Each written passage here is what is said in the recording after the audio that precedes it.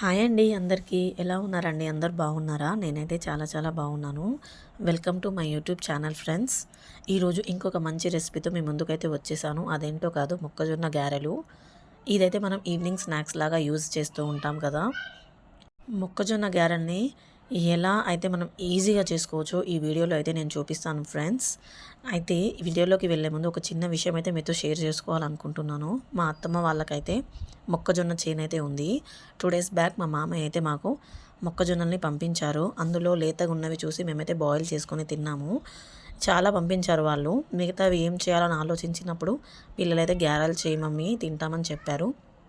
సరేలే అని నేను మిగిలిన మొక్కజొన్నలన్నీ ఇలా అయితే గింజలు ఒలిచేస్తున్నాను ఫ్రెండ్స్.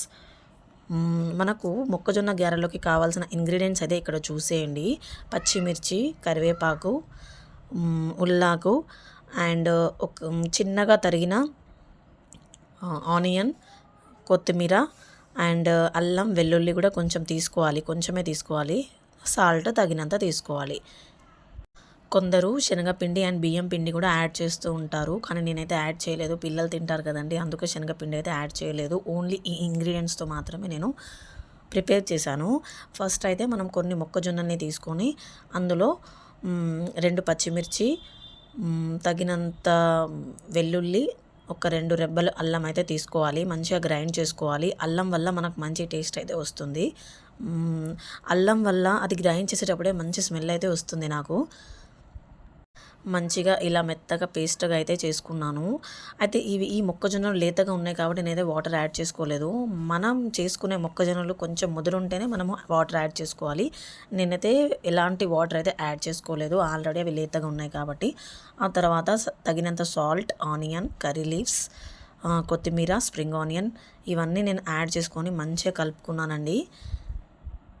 అంటే పిండి కొంచెం మరీ లూజ్గా ఉండకూడదు, మరీ గట్టిగా ఉండకూడదు. కొంచెం గట్టిగా ఉంటే కొద్దిగా వాటర్ పోసుకొని మంచిగా ఇలా లూజ్గా ఉండేటట్టు చూసుకోండి. ఆ తర్వాత ఒక ప్యాన్ పెట్టి ఆయిల్ పోసేసుకున్నాను.